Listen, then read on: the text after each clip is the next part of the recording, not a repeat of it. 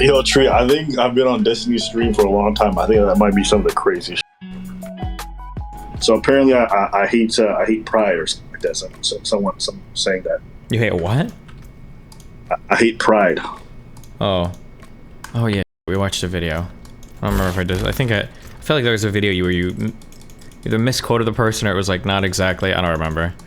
Oh, I think the teacher was saying something about how like if people. I wish I could. I don't remember it. But, yeah, I think I kind of remember the gist of it. Mm-hmm. I had people like emailing me stuff about it.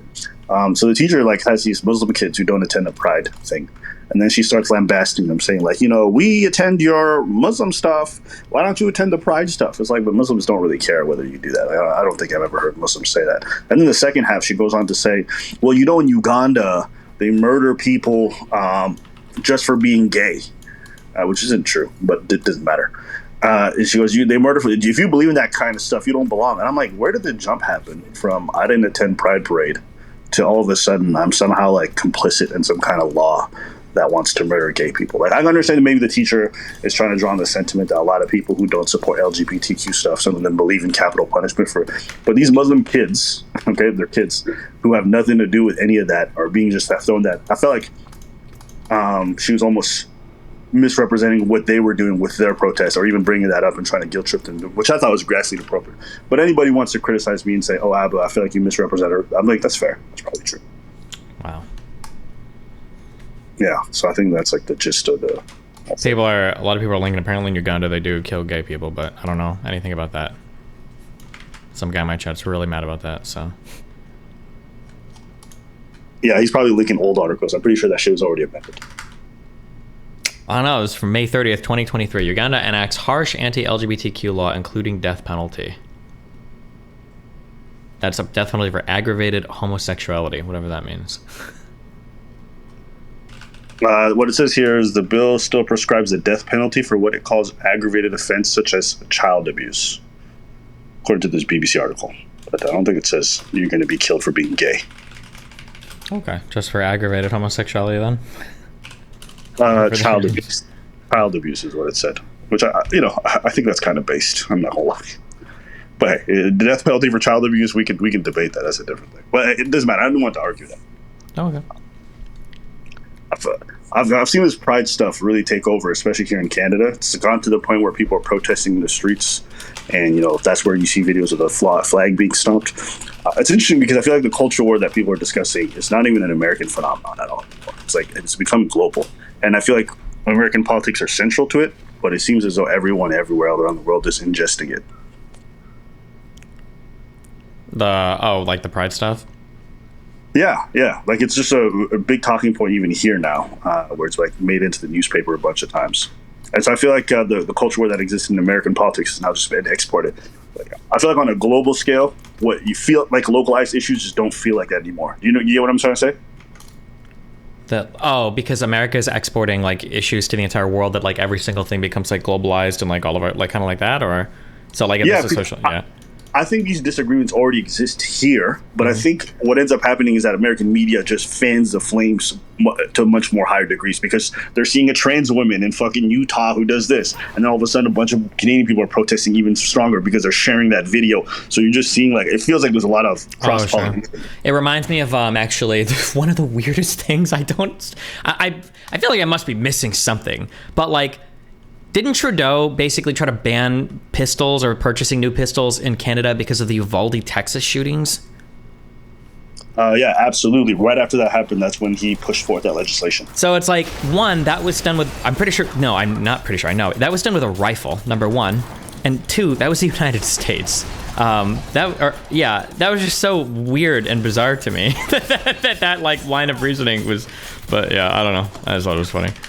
I think it's evidence of the fact that we're no longer really just sequestered by borders. I think the way media functions is that everything overlaps to some degree, and so everything is part of every discussion. So for like when the thing happened in New Zealand, Canada was also talking about gun control stuff, right? And so all of these issues, I think, affect each other at this point. It's interesting because people constantly say, "Oh, mind your business," or "You're in the different country," whatever. But it feels as though it's impossible to do that, because if I'm having a discussion with somebody here about LGBTQ issues, they're going to reference laws being passed in Texas, or they'll be referencing like videos they saw in some part of like France. Yeah. And it all feels like everyone's accepting the fact that these are part of the conversation. Nobody wants to segment things to one. And I don't think that's necessarily wrong, because even when I see LGBTQ rhetoric spreading, it's not spreading based off like a Canadian grassroots level. It's spreading based off things we're seeing in American counterparts, and all these movements feel more global than they are like isolated to one country, if that makes sense. Sure. Yeah, So, yeah. I mean, I don't disagree. It's frustrating, yeah. But hey, we're a globalized society. What are we gonna do? Yeah. Did you ever think it would get to this point where people are now like fighting? Like, remember, do you see the video of the people in Glendale fighting in the streets and protesting over the pride stuff in school? I mean, if you keep pushing and pushing and pushing and pushing and pushing, then yeah, I mean, it'll get to that point. I didn't think people would push this hard, but I mean, here we are. Yeah, it's stupid, but what are you gonna do? Wait, what do you mean pushing and pushing? I'm actually curious. I actually don't know where you stand. Somebody sent me a paper that somebody had written about how like one of the important parts of establishing and cementing kind of like new political processes is you have to allow you have to have grace in winning, and you have to allow for like when you win on certain political issues, you take that win, you let the other side kind of like mull over it and stew over a little bit. You don't like rub it in their face, and you kind of like move on from there. It feels like with a lot of the LGBT, especially the T stuff, it seems like the goal has just been push, spit in the face of everybody that disagrees with you, call them bigots, and it's like, I don't know, maybe I'm wrong, or maybe I'm just playing into recentism, but the push feels so much more extreme than any other socialism or social issue that I remember in my lifetime. Like, people keep trying to say like, oh no, like people were just the same when it came to gay stuff, but I don't know. I feel like the gay stuff wasn't pushed for as hard. Like, I don't remember in like the 90s hearing about how important it would be for like gay education for kids in school. But I mean, like teaching people like gay authors and stuff was, but I don't know. It might just be like all recentism. I'm not sure. I feel like the only misstep is really the children's stuff, because I suspect that people are just irrationally protective of their kids. And so when you prod that, even if what you're thinking is logical, I think people and their kids are just crazy.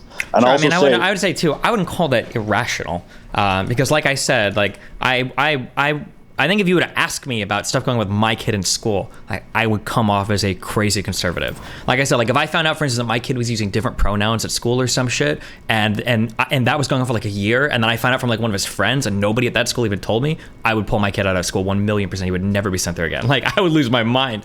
I don't even think that's irrational. Like, as a parent, you want to know what's going on with your kid. Now, the hard part is that some parents are shit parents, but I mean, like that's not really up for us to decide, you know?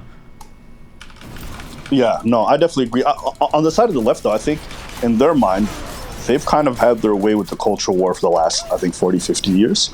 So maybe it's just a matter of wanting to continue down that trend because they've been very successful. If you think about all social issues, I feel like the left has won on pretty much everything, which I think is also great, too. Like gay marriage being a thing, the fact that interracial stuff is like being normalized, the fact that discussions around race are being more normalized. Like, if you think about the conservative position today, it looks like the progressive position of like 30, 40 years ago. And so they definitely, on a lot of issues, they've definitely moved the needle in a lot of ways. Yeah, and that's so true. Like, if you've got like 50% of the conservative high. base is like, you know, listen, guys, there could be trans adults, but like, just not trans kids. That's a decent move, sure. Yeah. Yeah, so even beyond that, I think like it probably emboldens them to some degree to keep pushing and almost being radical. And even on trans issues, like I think if you would have polled people 15 years ago, even conservatives, I think they would have been like no to all of it. And now if you ask them, I'm pretty sure like on medical stuff they'd be fine, or like if adults want to transition, they're cool. You know, so I think they just keep moving the needle. So in a way, it's actually fairly effective. But I see Tree in here. Sorry. Hi, I didn't want to interrupt anything because I wanted to get, Abba, I told you, I wanted to catch you coming in here so that I can ask a question of you and Steven. So. Yeah, you can ask me my black brother Steven anything. What's up? You mean your black sister, right? Because, you know, that's the black woman. That's right. Go for it. What do you think men in the red pill community have this notion that women that are in OnlyFans or even porn, that once they leave it, they're just gonna be lonely and childless and miserable for the rest of their life? Where did that come from? Do you want to go, Destiny? If I had to guess, there's probably two things. One is there's at least one or two porn women that have talked about it. And then two, for a lot of the red pill stuff, they start and stop with the theory. So they'll create a theory to explain something, and then they'll explain it, and they don't actually look for it ever in real life, but they just keep repeating it enough until some people believe it's true. So some predictions they make are kind of accurate.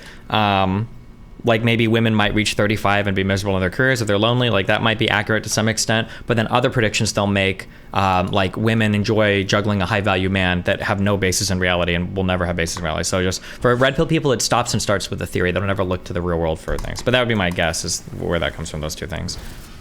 Yeah, I think also they probably just internalize their own disgust at the situation, and they share in a community that also repeats that ad nauseum. And so they're convinced the world is like that because they're surrounded by other men who think that's like, all men must think this way because all of us here are thinking this way. So there's probably a lot of like confirmation bias there. I'm interviewing because I keep seeing this, and I know so many women that were in the porn industry and now in OnlyFans, or just in the sex industry. We're talking about hardcore sex industry. We're not talking about softcore. That they get out and they live normal lives. Now, the only thing I don't know what they do is how do they like hide. I don't think you can never hide that if you was in that industry. Depending on how big you were, they don't have any problems finding husbands, and they definitely don't have any problems starting a family and going on with their lives. And I'm gonna be, because I'm like, I know these women, you know what I'm saying? And so I'm like, if so one or two women say that they were in the porn industry or they were in the sex industry, let's just say sex industry. They were in the sex industry and they got out and now they're miserable. Maybe this is anecdotal for me because of the women I have been around in the past and even know of today. Like, do they not? Never mind. Because I'm about to say, do they not look at the statistics or even look at it? But it's there always is no just, statistics. that's why they like hardcore hype on or harp on like celebrity examples and shit when they're talking about their stuff. Sometimes they'll cite data if it like supports their argument. Look at all the porn star. Yeah, but it doesn't Jenna matter. Jameson, I think that's her name. 3 times. She got her husband 3 times.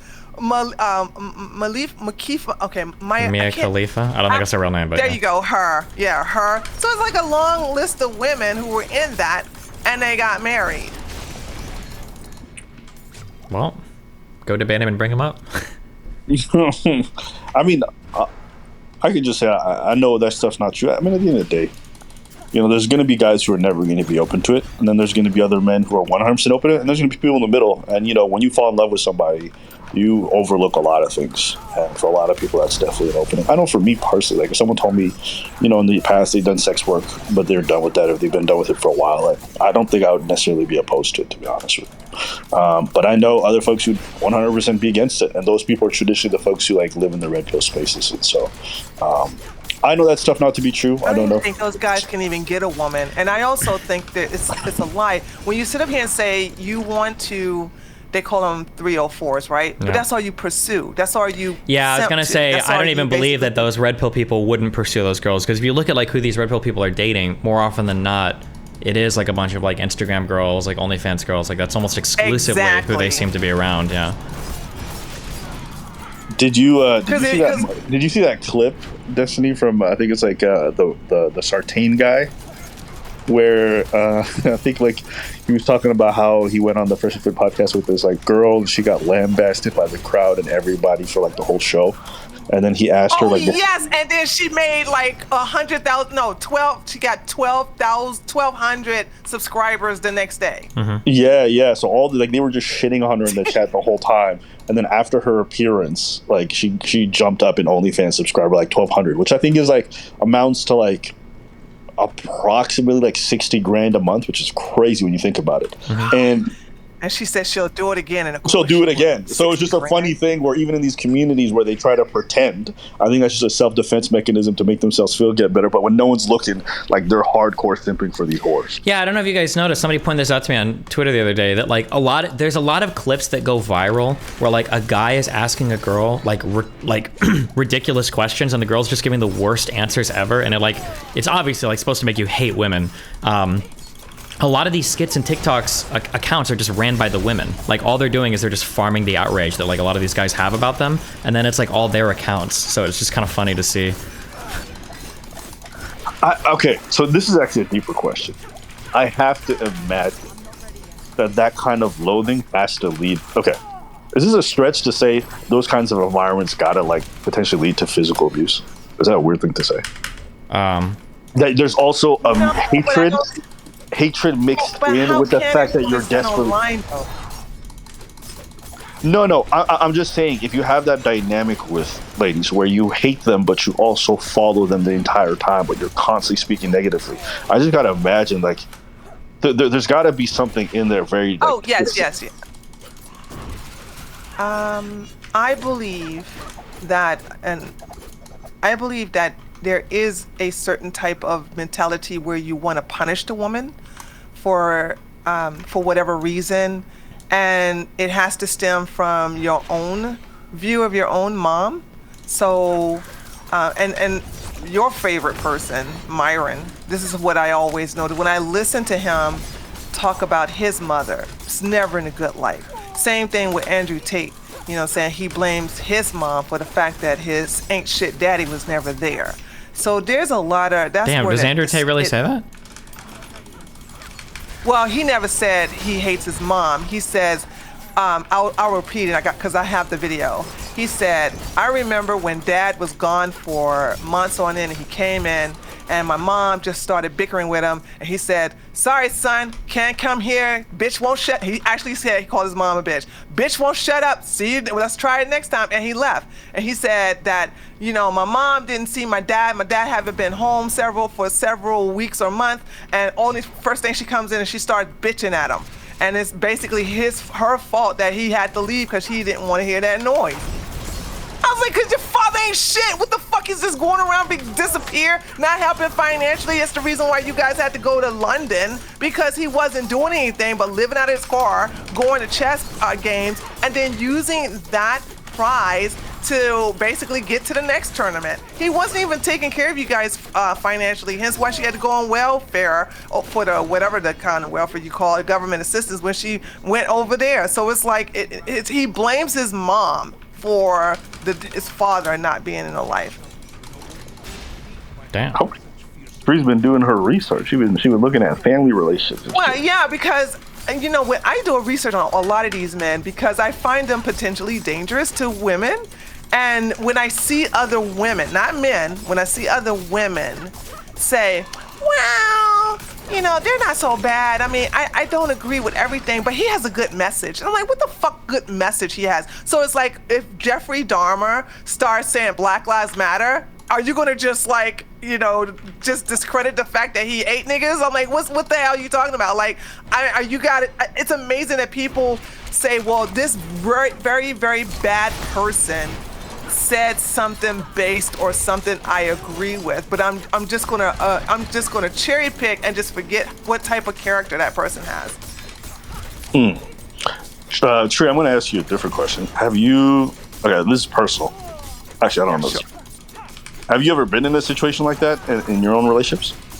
I never. I think I don't have. I'm not trying to sound spooky or anything. I don't have the aura or energy to attract a man that want to hit me. Oh, but I have been hit. Hold on. Excuse me. In Freaknik, we don't have it anymore.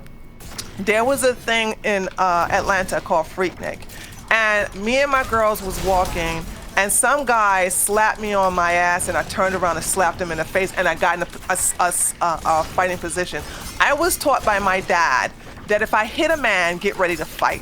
But every time I hit a man, he either hit me not hit me like in the face, but slapped me on my butt. You know what I'm saying? And so that happened 3 times, and every 3 times I returned with either one punch in the face, and the other 2 guys, I just slapped them really hard in their face, and I got ready to fight. It never did go there because, you know, they knew they were wrong, and then also other guys jumped in immediately because the slap was real hard, so everybody heard it, and so they thought it was definitely going to get a fight, you know, so that's the only time I've been hit. But I don't attract men in relationships that will put their hands on me. Okay, I think this is actually interesting. Destiny, you might know quite a bit about this. Is there literature on the fact that, like, there's just, obviously I imagine there has to be, some people are more susceptible to attracting partners, and if so, like, what kind of character traits do those people have? Oh, fucking absolutely. I mean, my guess would be that, like, prior trauma is probably going to be indicative of future trauma because your mental ability to set boundaries is already heavily compromised. So people that have had bad experiences, bad relationships in the past are more likely to tolerate future relationships. My guess is going to be that people that rate higher on like agreeableness and everything are probably going to be more prone to that. Like if somebody's willing to set a boundary, let's see, I'll make a strong statement here. If somebody's willing to set a boundary, then there's a lot less likely a chance of them being abused, I think, because abusers don't typically pick people like that. This is why, in my opinion, red pill people always advocate for being like passport bros and finding like younger women with quote unquote less trauma. Is because they're looking explicitly, they're looking explicitly for women that they can pull stupid shit with. Well, I mean, I think that was even one of the things that you guys discussed on the podcast with Fresh. I think you said something about like a man must always have the leverage or must always have the authority or more leverage over the other person. That's constant like talking point I've heard throughout like the red pill discourse I've seen people speak about. Yeah. Where it's like have more money, you know, try to encourage her to stay at home while you take care of most of the bills. Make sure that you're always ready to leave. Never be the first one to say I love you. Never be the first one to really show emotions or be vulnerable. It's like everything is always about maintaining a position of like extreme power and against dominance. And if I had like a friend that was a girl and she told me that like, oh yeah, like this is what this guy believes, and like I feel any good friend would be like, hey, listen, you need to run for the hills. This guy is like red flag after red flag after red flag. Yeah, really. Why the fuck would you put yourself in any like proximal situation with this guy? Like, get the fuck out. This guy sounds like a psychopath. So when it comes to this is a different one, but from the man's side, or the men who are susceptible to engage in this kind of behavior, what do you think they're looking for in women, or how are they sussing out the kind of women? Like, obviously they meet Tree, they might find her a bit combative, or she's able to assert boundaries. What are they looking for in, I guess, women's behavior to be able to suss out somebody that they could easily get at, if you have to guess? And Tree, you can share this too if you have input. Yeah, I feel like the thing you're always looking for. Or go ahead. Oh, go ahead. No. No. Go ahead, Destiny. I was gonna say people that don't have some needs met are always the easiest people to prey on. So if you've got somebody that doesn't have very many friends, somebody that hasn't been in a relationship, people that are longing for love or affection, like these types of people that desperately need something in their life, if they've got these like holes in their life that aren't filled, then those are the easiest people to take advantage of, because you can very easily fill just a little bit of those holes and then have a ton of leverage over them because they become obsessed with you and they need that type of thing from you. Yeah, True. What about you? Men always put out fillers. So you see where men say, yo, you can just talk shit against a woman. If this a woman is a 10, or just tell her she's a average at best.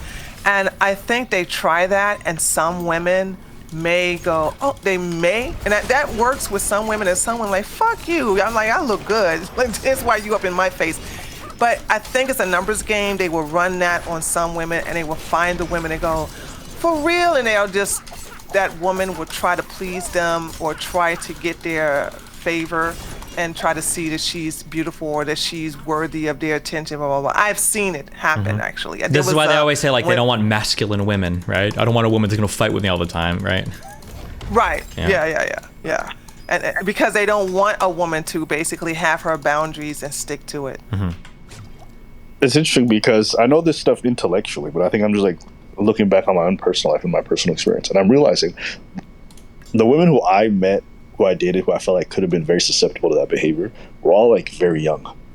I don't know what it's about like the younger women, especially as an older person if you're dating them, but they just want to bend over backwards to please. I don't know what it is that they're feeling, or maybe there's like a prototype there where the reason why they go for older men is to fill in some kind of void. But I notice that especially with younger women, I feel like they're even more susceptible because their aim to please at their own expense seems even heightened. Wouldn't that be a daddy issue thing, though? No, I think that's a woman issue. I think that in society in general, I think women are generally conditioned to just be a little bit more of like a pleaser kind of. And when you're young, it's really easy for other people to hijack that kind of social programming. So it probably will take a woman one or two shitty relationships to realize like, oh, hold on, people are going to misuse and abuse this kind of like temperament that I've been trained with if I'm not careful, I think.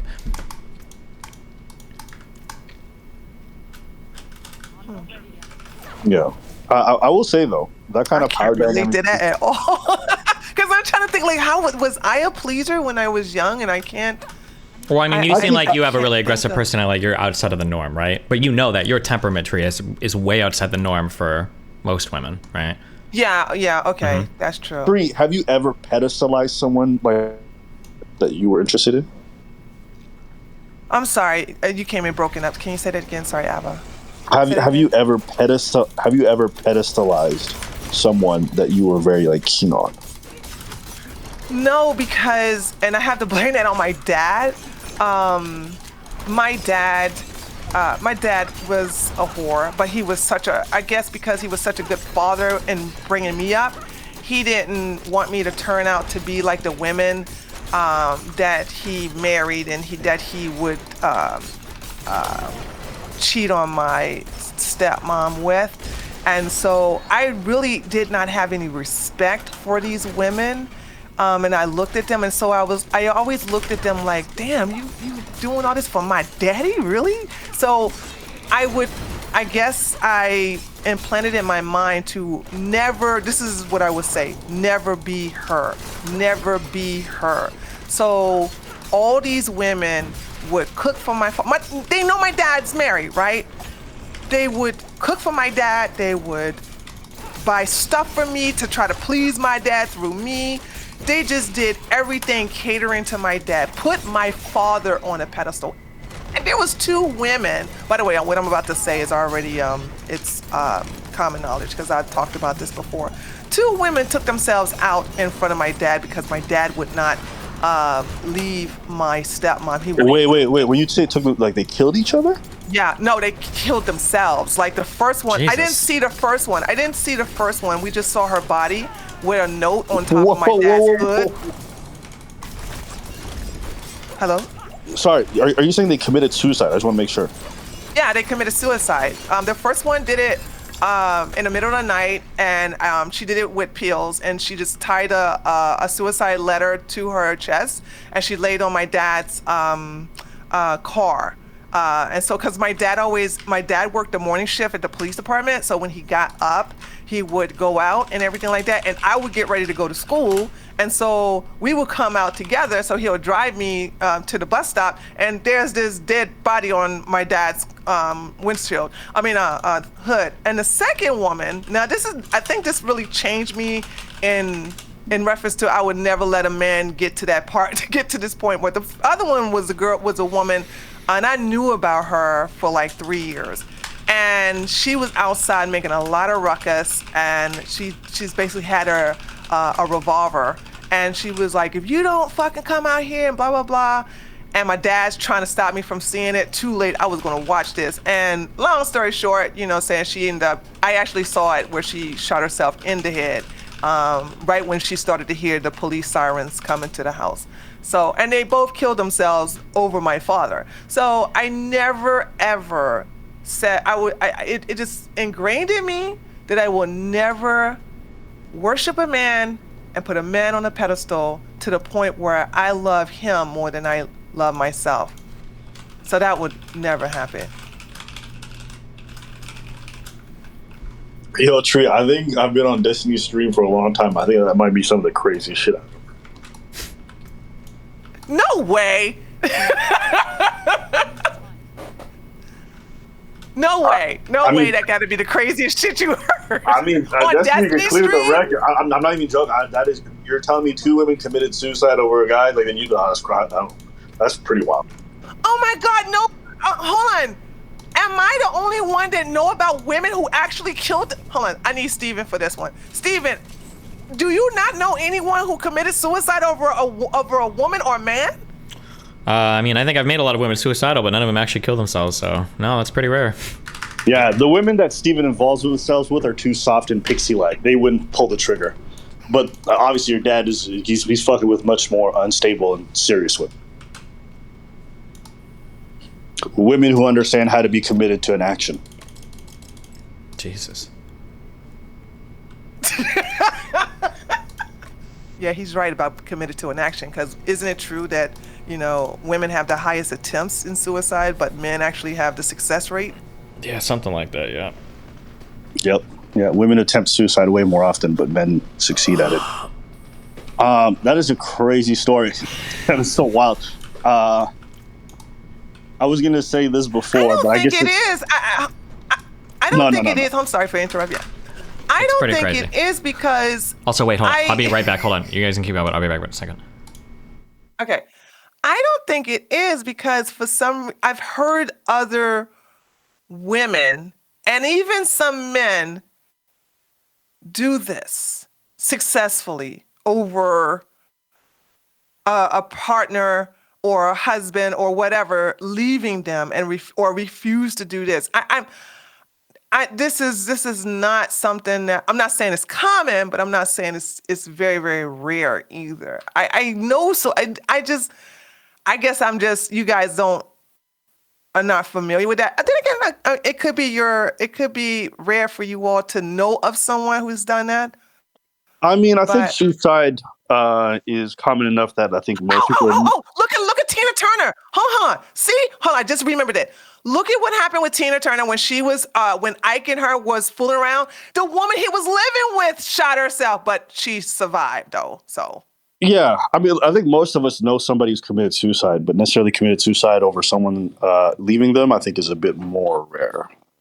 I honestly don't know anybody who's done that. I know these things do happen. And you have to imagine what's really crazy about this story is not that it happened once, but twice, and that you watched it happen. That is insane.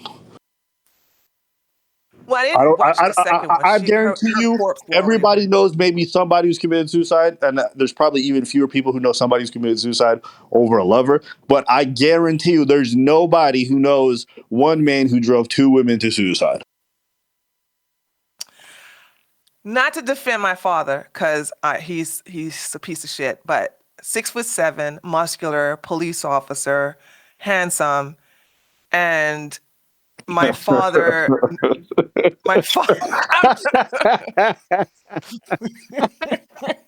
Listen. I know that shit sounds crazy, but my dad is a giga Chad. You understand? Like, if two women are gonna kill themselves over a man, this dude was Hercules. You feel me? I mean, what do you want me to say? I'm surprised there wasn't three bitches. I mean, with how much he was slaying that.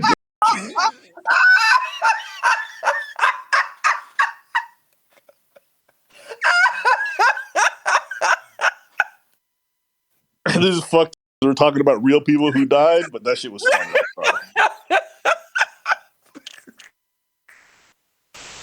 Oh God. I'm sorry. That is crazy. That is barbershop talk, but that's real. Now, my father ain't shit though. I'm serious. I'm just being honest. You know what I'm saying? He will go to the funeral and act like he's the victim. You know what I'm saying? And still pull a number from women at the damn funeral or the wake. I'm going to be honest with you. I actually think that shit is low-key, if not an addiction. It's like really bad. Yeah. Yeah. Well, that's a whole other topic that I'll probably get into a different day. But I was going to say, I think even in hearing you talk, I think this is true for most people. I feel like everyone's dating practices are in function or are in relation to how their parents dated or lived. Facts. Absolutely. Absolutely. And people are like, no, I don't date like my parents. It's like, if you don't date like your parents, you try to date like exactly the opposite of your parents. You try to make decisions it's the to opposite. not be. For me, it's the opposite. Yeah. But they had influence on that. You see what I'm saying? I'm just it's that way because of my parent. I'm the way I am because of my parents. You see what I'm saying? There's no way I would deny that at all. Yeah. I wonder if that's true even for Destiny. I wonder if like I'd be curious to find that one out. But yeah, I think most people do that. So even when I hear you saying like, oh, I would never fall in that kind of situation, that's precisely because you saw what your dad was doing. You're like, I ain't trying to be that.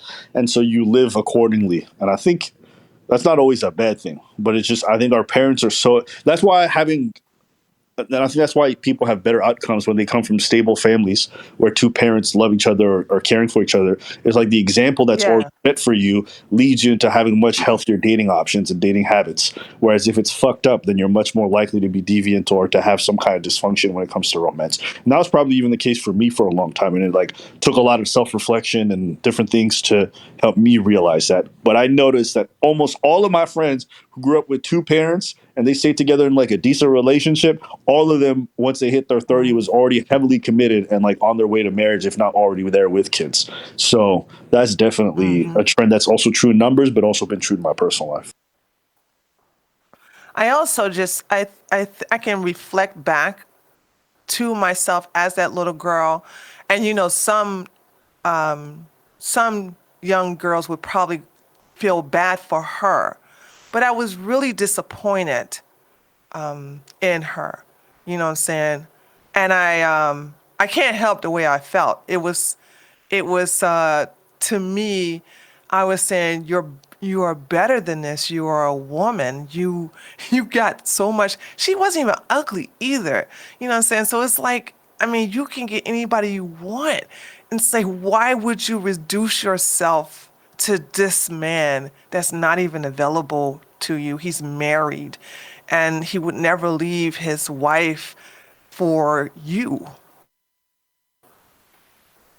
I think It's the I, self-esteem. so the thing with married men is like women find them very endearing. I don't know what it is, even though I haven't committed a relationship. I just notice women are like somehow more attracted, which I think it's just because they see all the characteristics of somebody who can maintain the relationship, and so there's a bit of a draw towards that. But then for women who heavily pursue that, I think some part of them is also drawn to the unavailableness of men to some degree, or that the dysfunction that follows with that. But he's You ever notice that? unavailable. Right. You're thinking about it logically, but you have to get out of that when it comes to people and dating. It's very rarely like logical or like done with good rationale in a lot of ways. It's normally just born from habits, pathology, and just bad like past experiences. That's why like you ever notice some people just do the same kind of men or they just date the same kind of people. That's not them thinking straight. That's just their pathology kicking in. So you Yeah, can't. but isn't that because everybody has a type? Uh, what do you mean by type? Like they all have like a kind of guy they're gonna look for, or a good woman, whatever. Or girl. Like it could be. It's just you know that everyone has this particular type. You know what I'm saying? So some men will like very petite, small women. Some I, men I may. I don't know. I don't know if everyone got a type. I think that some people are very boxed into certain things because they're still restricted by whatever trauma or unresolved stuff that they got going on in the past. And then there's other people who are much more open and like or if they do have a box, their box is way bigger. It allows for a lot of customization. Other people, it's like a pre-made RPG character where you don't have to customize anything and it's already set up. Other folks have like a lot of customization, I think, available to the kind of people they're dating. I don't think we're all the same in that regards. No. Oh, like your partner, do you think Okay. like your partner is 100% your type? Like there's no way you could have dated somebody who's like very No, my different. husband. When I rejected my husband several times when he pursued me. But that actually has been the case for most of my relationships. The men that I end up getting into great relationships were men I was never interested in, but they never gave up, you know. And them pursuing me was very intriguing, and it kept my interest. And then, Whoa. This sounds problematic. Are you saying you said no and they persisted? yes, several times. Yo, Tree, what are you doing to the feminist movement right now? Why are you fucking around like this? It's not a good message to send young women that they should be attracted to men who they said no to. What are you doing right now? That's not been my case. Actually, I know several women. All my female friends except for one. They were not interested in their husbands at the first time. Even when they were put on a date, they was like, they ghosted them, never met them and then they bumped into them later on and felt guilty and decided to go on a date again. And then, after a while they realized, oh man, I really like this guy. You know what I'm saying? So That's what I'm saying. I be telling girls like, nah, I'm like, listen, I know I'm too ugly, but like, let's just go on a date. And you're going to realize I got a beautiful personality and a soul. Like, just give me a chance. And normally that works like never, I know you don't think you're ugly. Hey, listen, I don't do that stuff. I think it is funny that you're just okay. like, I kept saying no, and they kept trying. And then sometimes, you know what I mean? It worked out. Like, the ones, they're so awesome for just accepting my no's and just keep trying anyway. I think that's interesting. I don't think that's talked about often enough, because I think most women, when they say no, they mean no, which is fair. I think most women do. But you have to be honest. You said no to a lot of men, and they've persisted. You were still like, nah, even after the 30th time. After a while, the no's go, let me think about it, right? So because once they start pursuing you and they're chasing you, we as women know, oh, this guy really wants me. He really likes me. You know what I'm saying? So let me see why. So that's what you do as a woman. You find out the why. And then in the process, you're talking and you either agree to have a cup of Joe at Starbucks, or you agree to go and go out to eat or something like that. So, and then in the process of spending time with that person, you begin to learn a lot about them, and you find out that you guys have some things in common, basically a lot in common. And then, of course, my favorite thing is make me laugh. You make me laugh, you basically halfway there, right? But I rejected him so much, I didn't know he was funny. I didn't know he knew how to make me laugh, so... So, Tree, what's wrong with you? What is it about you where you just keep rejecting the men that are good for you? What's your problem?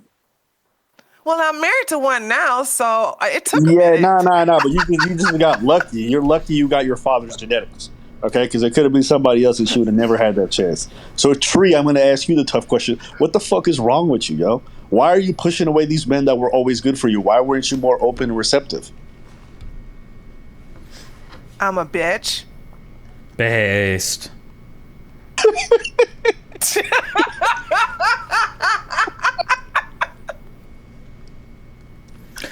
It sucks because, like, if you're a guy that likes more aggressive women, it's good for you to find aggressive women. But for the aggressive women, I think it's still the case where the majority of guys don't like aggressive women.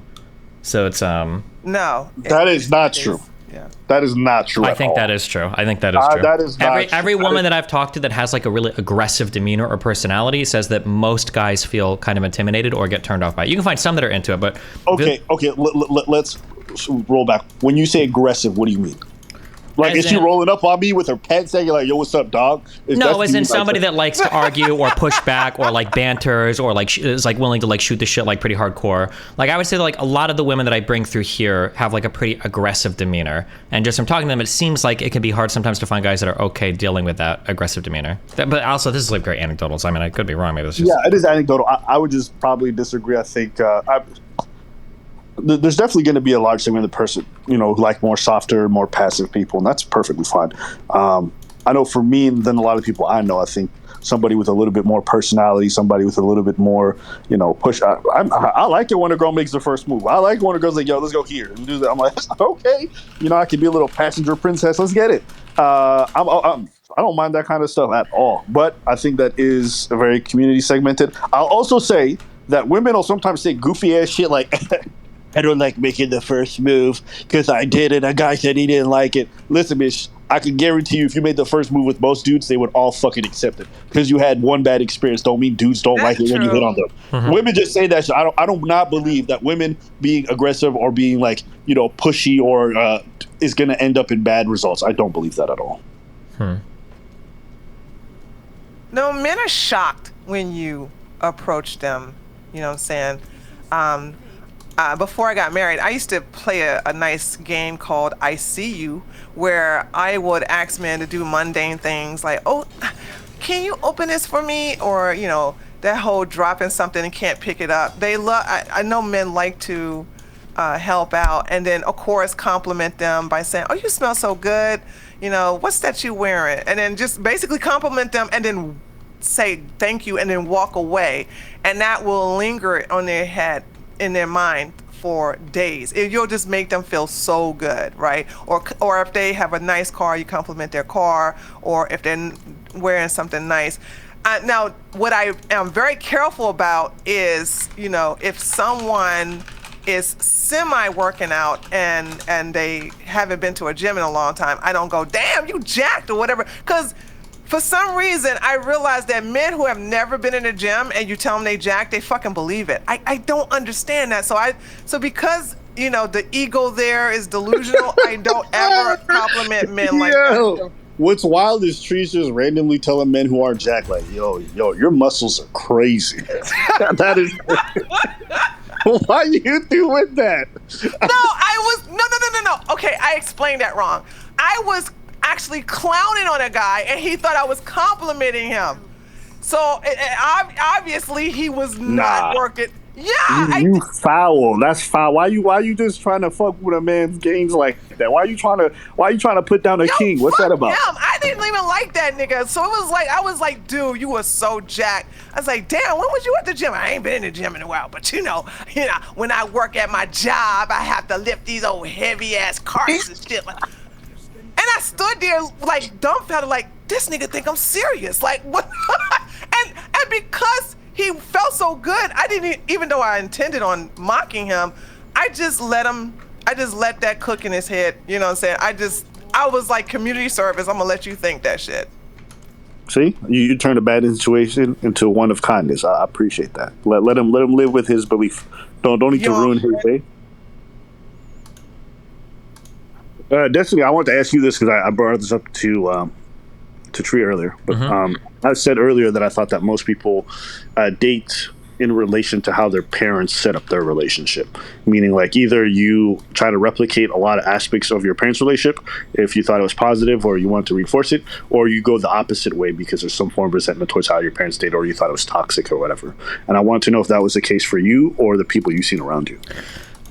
I feel like I'm in all fields territory now. I feel like there are general trends that can predict from parental relationship to future relationship, but I feel like trying to predict too much starts to feel like astrology a little bit. So for instance, if your parents are really abusive towards you and shitty, then it might be the case that you have a bad time setting boundaries. But I feel like sometimes people are like, oh yeah, like the person I'm dating, they're just like my mom or just like my dad. When people start predicting those types of qualities, they end up being so vague that it's like, whatever. Like, oh, she's like my mom. She's like very caring and nurturing. It's like, okay, that's like 80% of women are caring and nurturing. Or like, oh, you know, I had a really bad relationship with this last guy. He's just like my dad. He was really abusive. He put me down a lot. He was really emotionally abusive. Like, okay, there's probably tons of guys in relationships that are emotionally abusive. Like, I don't know how accurate a predictor it is for like precise behaviors, or if there's just like so many shared behaviors in the population that it becomes a bit like astrology, where it's like today, if you're a Taurus, you probably woke up feeling a bit down, but as you go through the day, you'll find renewed courage to pursue whatever activity it is that you've been putting a lot of effort into, you know? But I don't know. I don't have any research to back that up. Well, okay. Instead of talking about how well they can see that behavior in other people, actually, no, it still probably tracks because you're saying in relation to how they deal with others. Okay, let's say somebody grew up in a household where one of the parents or the parents were divorced or, you know, whatever it might be. It generally tracks, statistically speaking, that for a lot of people who come from parents that are separated, it's harder for them to be in monogamous relationships or in stable relationships, whereas people who come from two-parent households are much more likely to get married or have that stability. You don't feel like people are tracking a lot of their behaviors from their parents and the things that they've seen around them into their future relationships oftentimes? I don't know. Like I said, that would be a really hard thing to disentangle. I'm not sure. But, yeah, I don't know. Well, why is that so hard to disentangle? I would imagine that if you had good role models, it's probably going to be easier or more likely for you to be a well-adjusted adult in human society. Whereas, like, if you had a good example of what a stable relationship is and what it looks like for two-parent people to love each other and to see them on a consistent basis. So here's something that here's like a thing that I think would be difficult, right? So my guess would be that for divorced families, there's probably a lot of, like you could probably predict like, so for instance, here's something I said, right? Criminality, I think, is highly predicted by separated households, by single parent households, right? Whether or not a child is going to commit crime, outcomes in school. Like a lot of these things definitely track. But my guess is going to be that a lot of these things are also pegged to socioeconomic status and environment as well, because the environment and the class that single moms tend to inhabit are going to be way different than like together families. And I could be wrong, and if I'm wrong, then fuck them. But like Nathan, my guess is going to be that like my kid lives in a really good neighborhood. Obviously, I pay for their house. He goes to a really good school. I don't think Nathan's going to be selling drugs just because he's in a single parent household, right? Like I'm sure there are going to be some other aspects of his life that are a bit more negative than if me and his mom had been together in a happy marriage forever. But I don't think it's not going to be like a single parent like growing up in the hood or something, where he's like selling crack or he's like getting involved in like drug shootings or gang violence or whatever, just because of like the area that he lives in, so like it's hard to disentangle a lot of stuff. I'm sure there are some effects that are definitely real, but a lot of it is going to be like multivariate, like it's going to be heavily correlated or tracked with other things. But I just don't know how much I'd peg on one thing or another. But I'm sure there's some degree of truth to what you're saying. Like there must be, right? Like if you see a parent treat another parent a certain way your whole life, that's got to leave some sort of imprint. I don't know how big it would be, I guess, is the only thing I would think, yeah.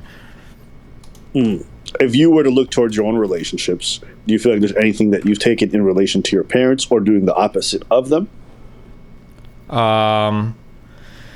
So here's the thing that's really, really hard to figure out, okay? So my parents, I love them to death, okay, are horrible financially. And my entire family took after their financial modeling. Almost every single sibling I have has like 1 or 2 bankruptcies, has been evicted from houses multiple times, has had just horrible shit going on. And all of them earn a lot of money. I think I have a lot of 6-figure families in my immediate family for my siblings, but they all do the lifestyle creep thing hardcore, meaning when they make more money, they buy new shit. When they make more money, they get a new car, et cetera, et cetera. They all do that. So in that sense, like it seems to be the case that my siblings' behavior was really heavily influenced by my parents' behavior. However, I am the exact opposite. But I'm the exact opposite because my behavior was heavily modified by my parents' behavior. So for instance, I saw them financially struggling a lot, and I said, okay, well, if I ever get rich or I get a lot of money, I'm not gonna buy a whole bunch of shit. I'm just gonna bank it all, because why the f I want to live this lifestyle? For me, money is freedom. It's not more fucking liabilities. It's not another car in the house. So like in that sense, like both me and my siblings are heavily influenced by my parents and their financial habits, but our behaviors end up being the exact opposite. So like I'm sure, for instance, I bet they're like, oh, you hear people say this. Oh, well, here's the thing. Like there are certain things that my parents did to me that I'll never do to my kid. Like I'll never, ever say, because I told you so, right? If I tell Nathan to do something, there's a really good reason why I'm saying it. I don't know. Retard. I never say because I told you so. But I know a lot of people will hear their parents do a certain thing and they'll either say that like, oh, my dad did that to me, I'm gonna do it to my kid, and other people will be like, my parents did that to me, I'm never gonna do that to my kid. I don't know why people do one thing or why people do the other thing. I have no idea. I think that question is probably a different one. But it seems as though a lot of our life's decisions in regards to relationships or even finances are in relation to our parents, be it doing the exact opposite because we don't want to end up like them, or doing the exact same thing because somehow we're consciously or subconsciously replicating their behavior. I know for me, like if I meet a woman and she nags me, I just get PTSD immediately because I think of my mom. I'm like, I ain't trying to listen to that. Right? I just can't. Like for me, I just get hives everywhere and I'm like, stop. Yeah, so the question for that though is like, is that because it was your mom, or is that just because of the past relationship you had, that relationship being with your mom? Because there are certain things that women will do that I'm immediately turned off by. Some things I remember from my family, but other things I just remember from past relationships where like, oh, this girl's like playing games this way, I'm not interested, I've done this before. So I would agree with you. I don't think everything tracks back to them. I don't think everything is relational to my mom. Not like 100% the opposite of my mom or 100% identical. That's not my point. There's certain things that have marked me from that relationship that carry over to a lot. And I think a lot of the core things sometimes are really important things I think are just modeled after our parents, which is why I think, you talked about single parents from like richer backgrounds or worse, and that's true. That definitely, controls for a lot of things, but still, there's still effects of that single parent household, even for richer families, that track on for the kids. And so I would argue that, I feel as though people who just, and this is a completely anecdotal, this portion anyways, but all the people I know who grew up in like 2-parent households with good families, they seem to be more stable when it comes to those dynamics, and they seem to have that track on consistently. So that's why when I look at patterns of people or people take an interest, like, what's your relationship with your parents? I think that's like a very valid question to ask, because I think you can, if they haven't already undone a lot of that stuff that they've learned, they can be carrying over a lot of those issues into future relationships. And maybe. That's generally been true for me and people around me. I mean, what do you think about those who actually went to counseling though, and because they recognize that and they want that gone? I think that's a great step. I think it's a great step. Yeah. I think the important thing about counseling isn't even necessarily the counseling. It's that you just have to be taking like intentional steps to change something. And therapy or counseling is a good way to show that you're taking intention. Yeah, these problems don't fix themselves on their own. So yeah. Yes. Yeah, I think especially now that I'm like getting closer to my mid 30s. And I know, Destiny, last time you talked about like communication. That's something that you've gotten better at. I think even for me, acknowledging the points where I'm wrong, being able to take a step back, having like good, effective communication strategies that I've built over time that really work well for me. I'm like, all right, can we stop and just figure out what the it is we're even arguing about again? Like, we need to just take a second, or I need to look at my own behavior and take a breather. Mm-hmm. Or sometimes you get that impulsive decision to want to reply to something, but you're like, let me sit on it for a day or two, because I think I might just be falling into a pattern of like, all right, I always do the same thing when I'm confronted with these issues. Mm-hmm. And so time and reflection helps out a lot. That's why, like, as an older man, that's why I'd have a hard time being with a young woman, because I feel like I've gone through so much unlearning and like fixing of stuff. I feel like seeing a young person who still hasn't even seen a lot of their own issues would just be very hard for me to cope with. And so, now I'm looking at like parents. What? You don't want no woman with no low body count? You know what I'm saying? You don't want them? I'm not gonna lie. That dynamic is intoxicating, because sometimes you meet these girls and they're like so desperate for your attention, and it's just like, bro, you just wave a wand and they'll do anything. It's like being Harry Potter. You just cast a spell, the bitch just jump up like a frog if you really ask her. So it's kind of weird, but yeah.